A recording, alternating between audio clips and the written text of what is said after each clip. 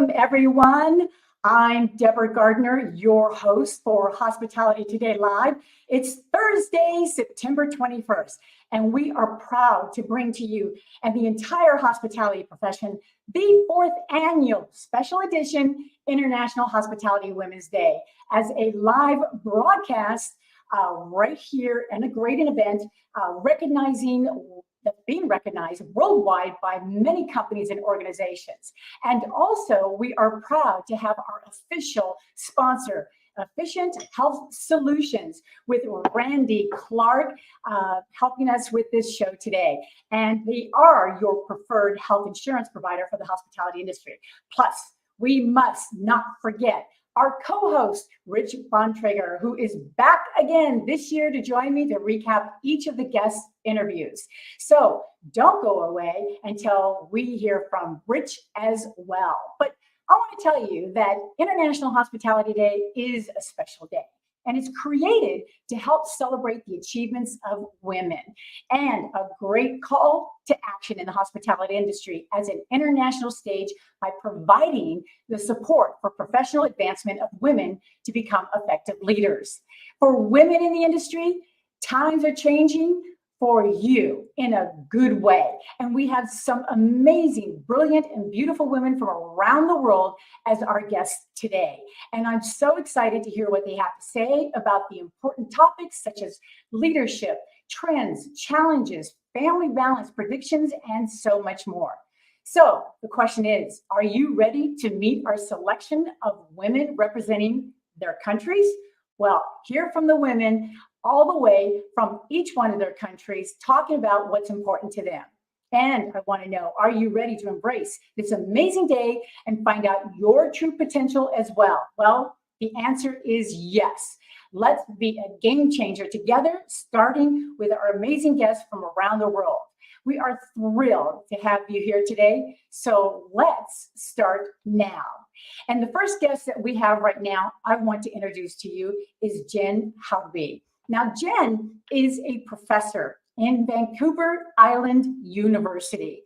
Now, talking about passion, about emergency preparation, yeah, that's what her specialty is. Risk and how to perceive ways that allow people to really look at emergencies a little bit different than ever before.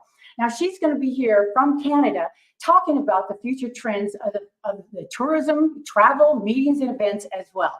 So let's bring Jenn on right now.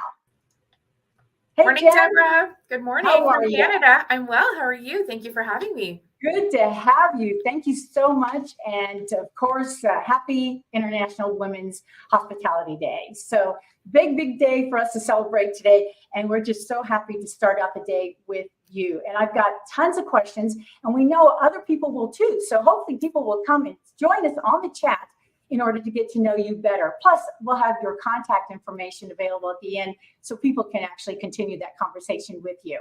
So my first question for you is, can you share with us the journey that you had in the industry? A little bit background about you. Sure. So, I mean, I think about September 11th and, for our American friends, that was a pivotal day. And for me in my career, it was a pivotal day for me too. I was working in a hotel, salesperson in a hotel, like many of us, I'm sure can relate to it sometime in our career. And I had to go into a ballroom and tell the delegates that were there, the attendees there, that September 11th was in that moment occurring. And I had just returned myself from a very large trade show in New York City. And I will say that was a pivotal moment in my career. I realized that as an industry, we weren't ready for such a significant event to occur. And then to see the subsequent, in Canada, we saw a significant impact from folks from our American neighbors not traveling north in the numbers that they were. And it took us 10 years to recover from that. So a very significant impact to the hospitality industry. That really sort of changed my career, changed my life. My background certainly is in hotels. As a leader in hotels, I've held senior positions, directors of sales and marketing and catering, for example, worked in very high-end events. And then I've also worked on the destination marketing side of things, running DMOs, or what we would call destination marketing and management organizations, in the north, in northern Canada, and in western Canada. And more recently, I've in the last 10 years or so, I've been teaching at Vancouver Island University. So I'm a professor here, and my doctoral studies are really centered around risk communication, disaster risk perception, and of course, helping industry be ready to insulate ourselves from what comes next. So I do lots of talks in the Pacific Northwest and right across North America. So thanks. Wow, an extensive background. And what better person to be teaching at the university? Because of course, it's all about getting people to come into the hospitality industry. And I'm sure that you have shared with them a lot about the crises that happen in the industry. And of course, up in Canada, the wildfires have just been totally extensive. I'm sure you teach them around that, happening right in their backyard. Exactly. Tell us a little bit more about that, and how does the wildfires today, this year, compare to previous years? So this year we have had really a record-setting year, and this is not the kind of record you want to set, right? So this year in Canada, we've had more than 15.2 million hectares burned. That is not the norm. In British Columbia, which is where I happen to be located, so sort of just above our friends in Washington State on the West Coast, we've seen about 2.3 million hectares burned. And to put that in perspective, our 10-year average is about 407,000 hectares. So we're seeing significant wildfire behavior that is well beyond what would be the norm. In the last 5 years, we've set records in the last 5 years: 2017, 2018, 2021, and now 2023. So this isn't going away, and the impacts to the tourism industry right across the country. Our friends in Nova Scotia and Alberta started, and Quebec started the season very early on, much earlier than normal in May. And then out, British Columbia and the North, including Yukon and Northwest Territories, have experienced extensive fire behavior and continue to experience extensive fire behavior. So we're seeing a lengthening of the wildfire season, very significant impacts. Of course, then we also see secondary impacts. So while we have, wildfire in the moment, lots of people evacuated, communities, businesses impacted, individuals, of course, impacted. Now we're also seeing risk of flooding, risk of landslides, because those slopes, or infrastructure, slopes become destabilized and infrastructure can be impacted. So, you no longer have those strong roots with old trees that are holding up the soil and vegetation along a hillside. And so we see those start to come down when the rains come. And we know that in British Columbia that's coming. And so we need to be ready for that. So the impacts this year far exceed, our friends in Hawaii, that was a very, very devastating situation. And that speaks to how rapidly and how intense the wildfire behavior has become, and how intense fire behavior has become. We're seeing those just incredible impacts. I will say too, Deborah, I think it's always important to remember, we're talking about this in a high level context, but I always like to say to my students, these are real people. These are real people that have been impacted, real businesses and communities that have been impacted. And so we're going to talk about this today in a high level way. And I hope we don't scare anybody. I want people to leave this being ready, being prepared, as you started, in the intro. But I don't want to forget that there are people who have lost their homes and lost their lives in this situation. Yeah. So with the students, how are they perceiving all of this? Like you said, don't be scared, but some students might look at that going, wow, how am I going to be in an industry where we're always being impacted, like the wildfires or hurricanes or terrorist threats and things like that. Do you cover that with them to where they are more comfortable knowing that they've chosen the right industry for their career? It's a great question. We try. I certainly try. Yeah. I teach risk management courses at the first year and at the fourth year level. And I also have this year a couple of master students that are really interested in the risk perception and risk communication lens on their study. And so that's exciting. I think, I talked to my fourth years yesterday and I shared with them I was going to be here with you today. And they feel, and what they have expressed to me, is that they feel more prepared. So, my slogan is always be prepared, not scared. And, it is scary. And if you have had any level of experience, the question I asked them yesterday was, have you experienced an incident in your life? And I have international students. So some of them have experienced very significant earthquakes in Asia or Turkey or other parts of the world. We're seeing, folks in Northern Africa that are being impacted by severe flooding in Libya, or the earthquake, of course, in Morocco. These are things that are so impactful, and that impacts the way that we perceive risk. And we take that with us, and our students do as well. And so I what I hear from the students at the end of the term is always that they feel more ready, that they feel like they understand what the hazards are in a particular region, and they know what to look for. So they know where to go to get help, and they know what a credible source looks like. And I hope we're going to dig into that a little bit today. Yeah, and I love what you said, because regarding, preparing them for the industry, but it's also preparing them for life.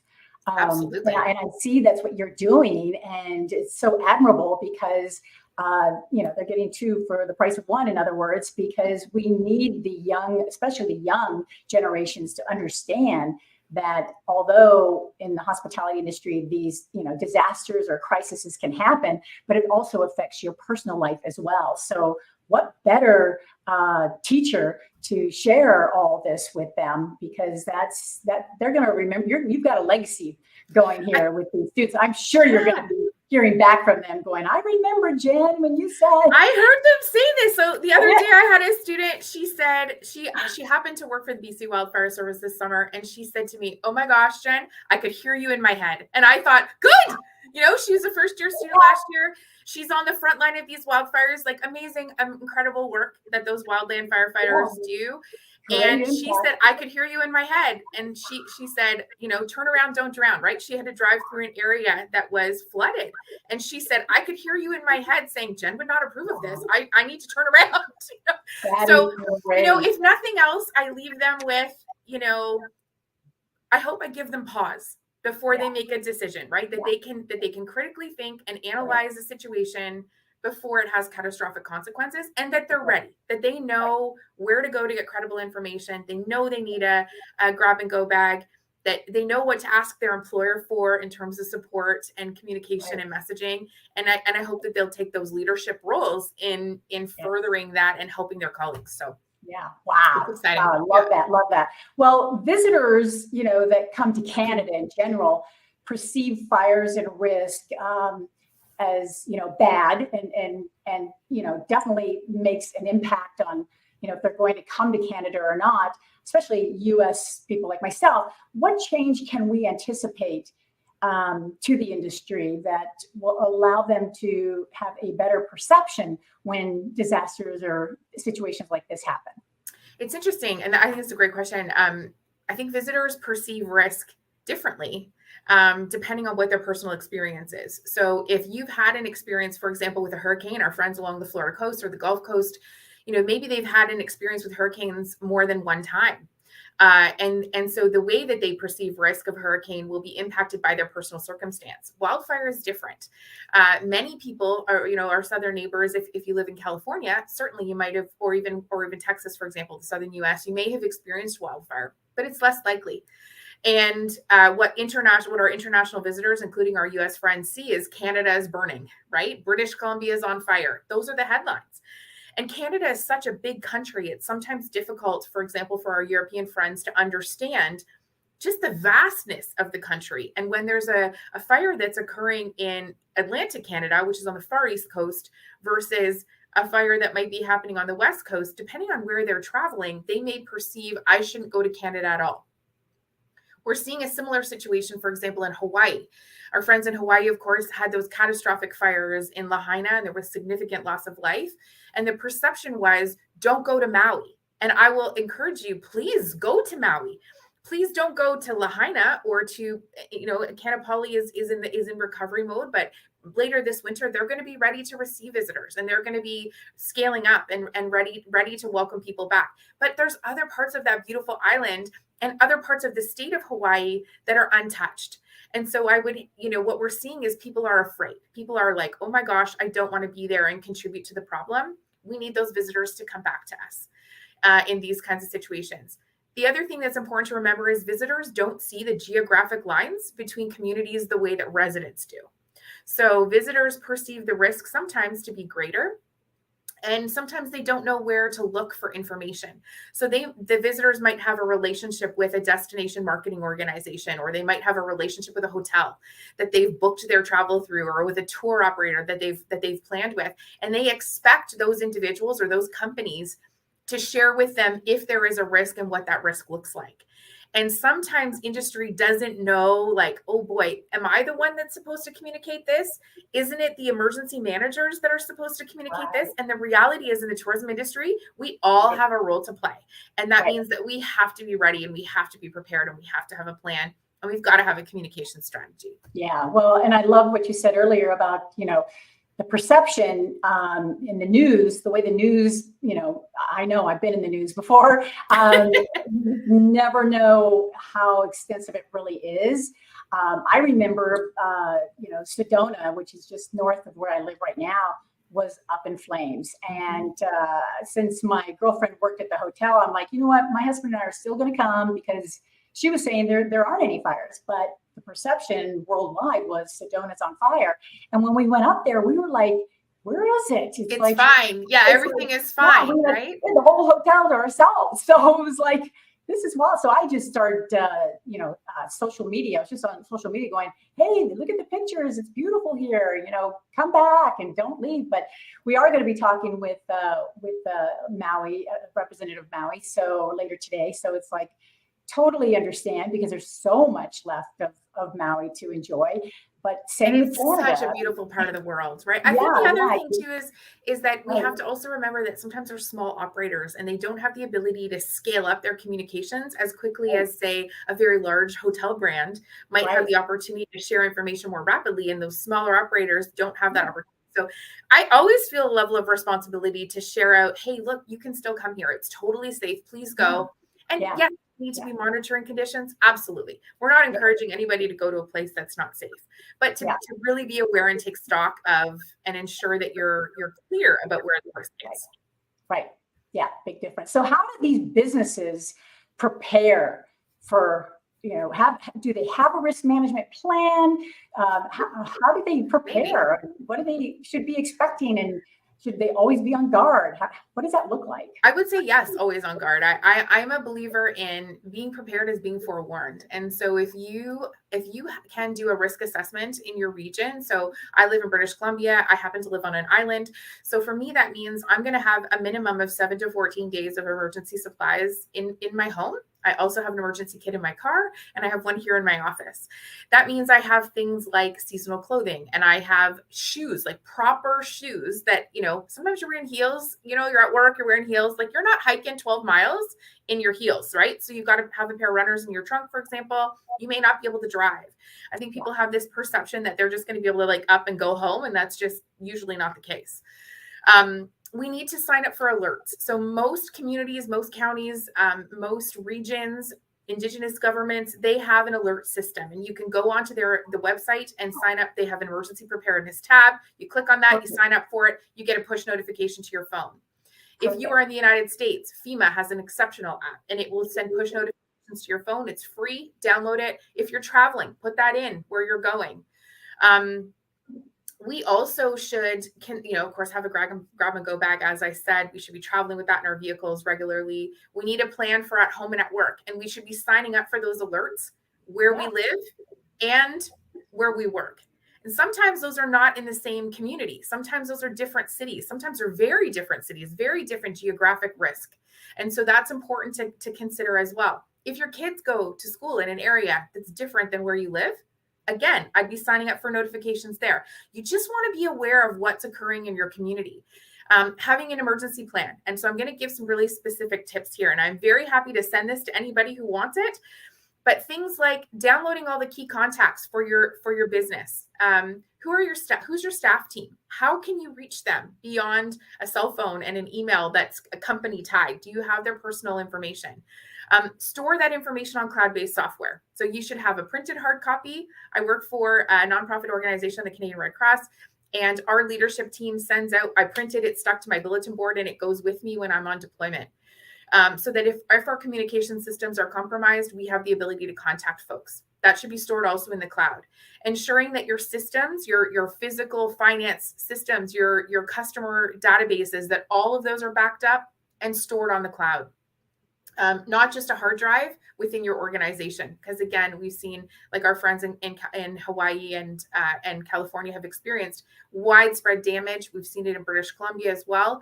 Widespread damage, that may mean that hard drive is compromised, and you then lose, years of company records, etc.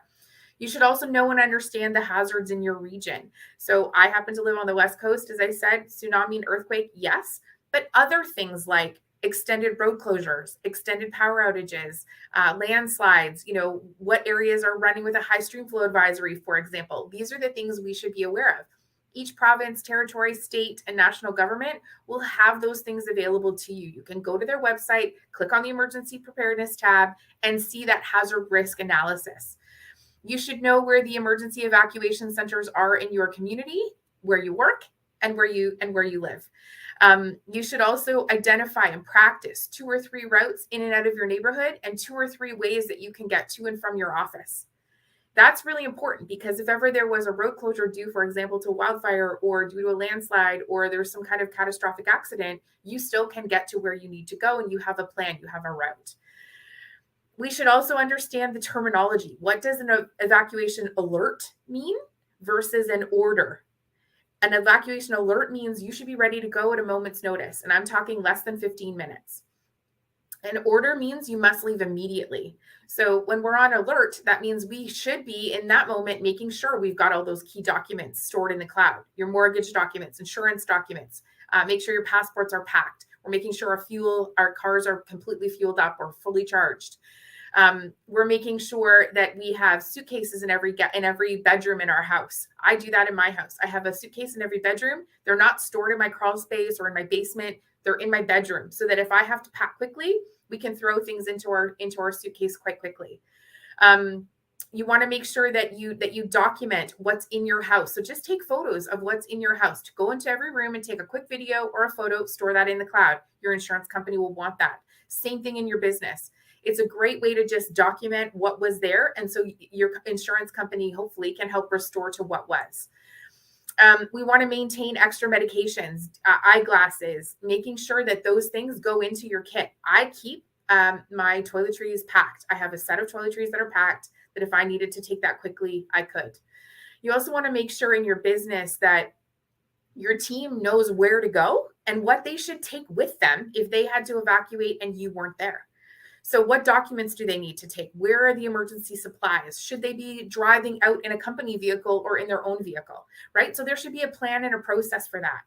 And then we have to train that. We also have a greater responsibility to our young workers, those workers that are less than 28 or 30 years old. They may not have the life experience to know, I need to make this decision to evacuate, and I need to make this decision to evacuate right now. And I need to make sure that people that are in my care, that I'm responsible for, whether that's a staff team or whether that's guests, that they can make that decision and know that they'll be supported in that decision. So it's about having those very clear processes in place. We have to test for that. Oh my gosh, those are great tips. My final comment, and I think this one is super important, is really just making sure that you understand what is a credible source of information. And that is usually your local government, your state government, your community government, indigenous government, tribe, in the US, they call them tribes, tribal governments, and check the time and the date stamp of when that information was shared out. Right now in Canada, we're having a really significant issue where information cannot be shared from news outlets on Meta, aka Facebook or Instagram. That is, in my view, a significant challenge, and I think it's dangerous. We should be able to share information out very quickly. Even our local governments are having a difficult time sharing out information. That's a challenge. So then it becomes misinformation, people misunderstanding information and sharing information that isn't critical. So please make sure you know where to go to get the key information, and that you've got that coming to your phone. Wow, that is really good. I did not expect all those great tips, but they're all very, very important. And I know we're going to get your contact information if anybody would like to have those. I know I would. And we did get a chat question, though. Should emergency contact be kept on a USB or a flash drive in addition to the cloud? Yes, absolutely. Absolutely. You should have that. And you should. So, most of us these days, we put all our contacts in our phone.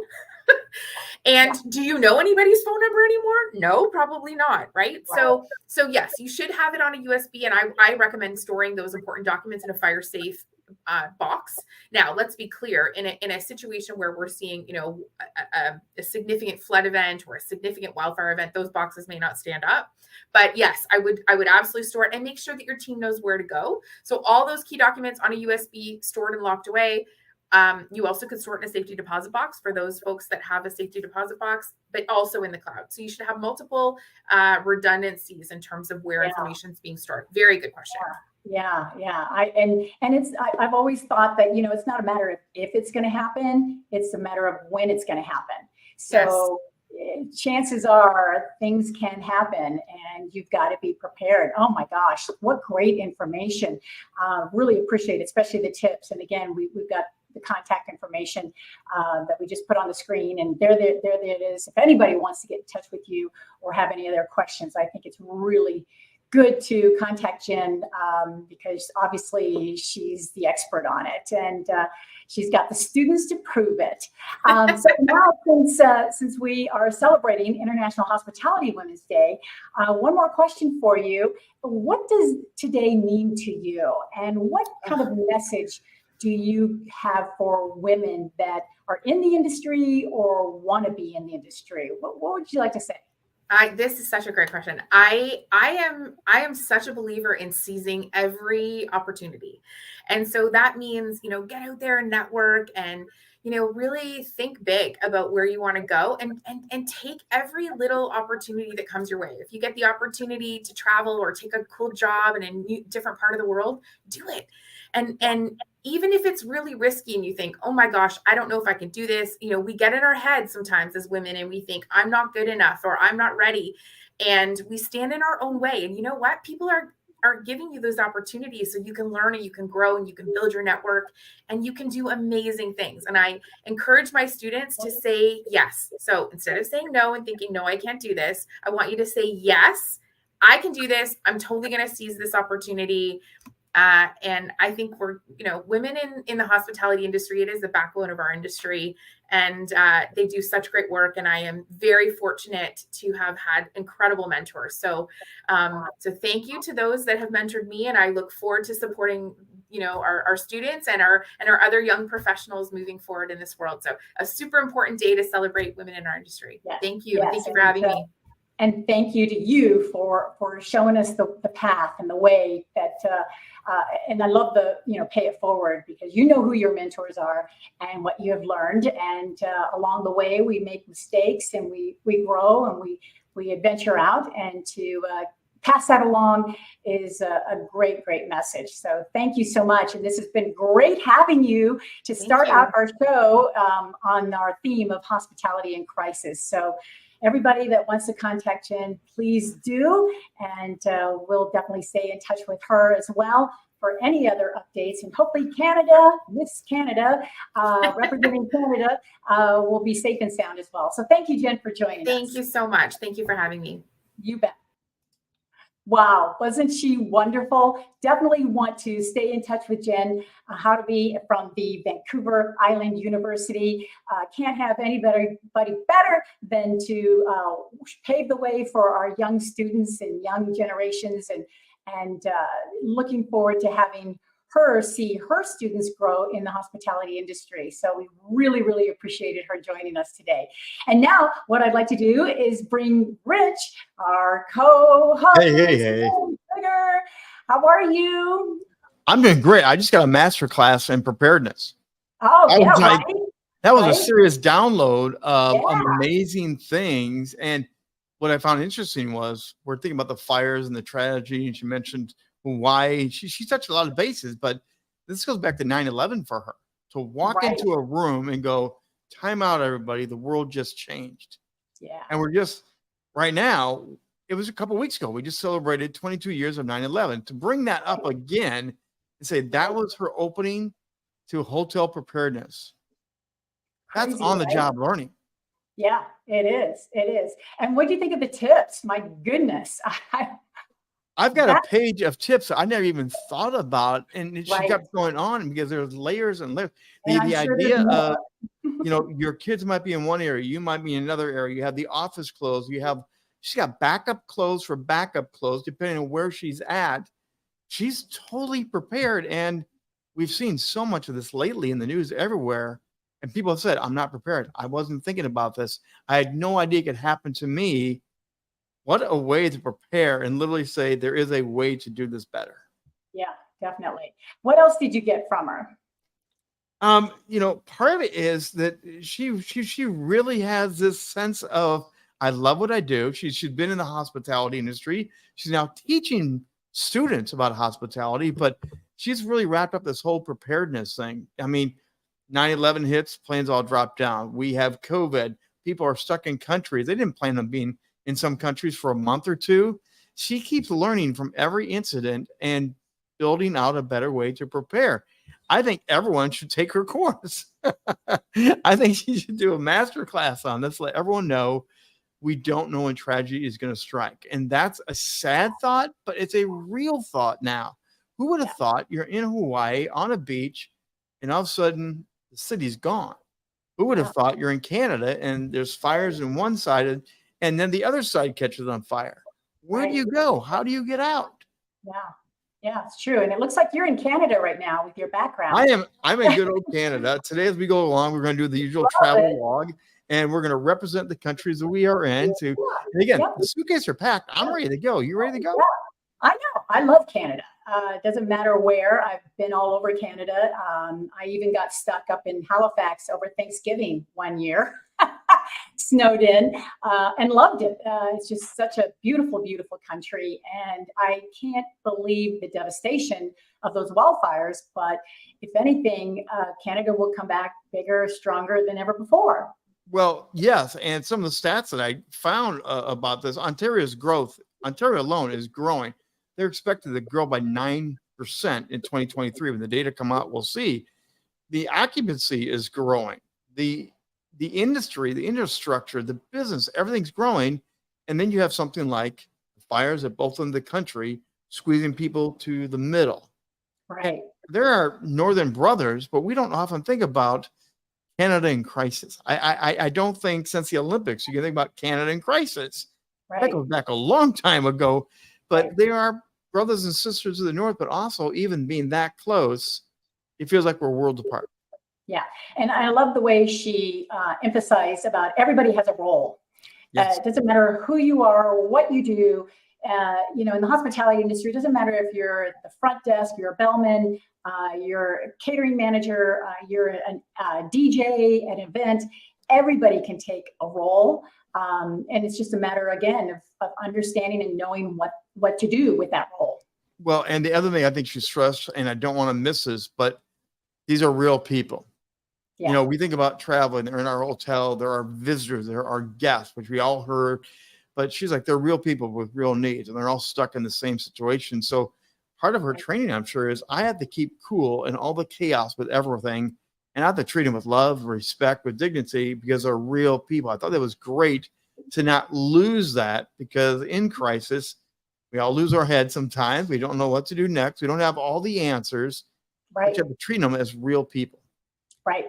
Yeah. Real people. That was key. Well, that was a great, great conversation with Jenn. I'm just so grateful for her to bring that to light for us, because hopefully with this theme, hospitality in crisis, that everybody will start perking up and going, yeah, we needed to be reminded about this. And she covered so many areas that we may drop in and visit here today, by the way. She's already set the travel log for us pretty well. Yeah, she really did. Well, this was a delight. Thanks, Rich, for joining us on this. And up next, we'll have our next guest, which will be a surprise. So everybody just stick around. Don't go anywhere. We will be right back here on this 4th annual special edition of International Hospitality Women's Day. So we'll be right back.